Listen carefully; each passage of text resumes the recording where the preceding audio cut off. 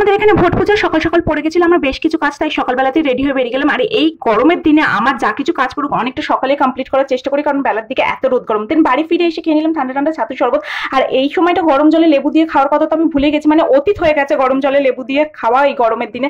দেন এত গরম করতে করতে দেখলাম যে মেঘলা মেঘলা ওয়েদার হয়ে গেছে, তাই চলে গেছিলাম একটু ছাদে। তারপর শুরু করলাম রান্নার প্রিপারেশন, আর দেখলাম চলে এসেছে ঝমঝমিয়ে বৃষ্টি। আর এইসব দেখি মনটা আমার কেমন খিচুড়ি খিচুড়ি করে উঠলো, কিন্তু যেহেতু রান্না বান্না প্রিপারেশন শুরু হয়ে গেছে তাই খিচুড়ি তো আর হবে না। তাই বললাম এত সুন্দর ওয়েদার, রাতের বেলাতে পোলাও আর আলুর দম তো হতেই পারে, সেজন্য পোলাওয়ের চালগুলোকে সব ম্যারিনেট করে রাখছিলাম। দেন এক বাটি আমের টক নিয়ে সুন্দর ওয়েদারটাকে এনজয় করতে শুরু করলাম। দুপুরে লাঞ্চ করে, যেহেতু আজকে ভোট পূজা, আমি মা দাদা ভাই সবাই মিলে বেরিয়ে পড়লাম ভোট দিতে। ভোটের মানে যেখানে ভোট দিতে যাবো সেটা আমাদের বাড়ির কাছাকাছি হলেও প্রচন্ড লাইন পড়েছিল, তো 1 ঘন্টা ধরে দাঁড়িয়ে থাকতে হয়েছিল।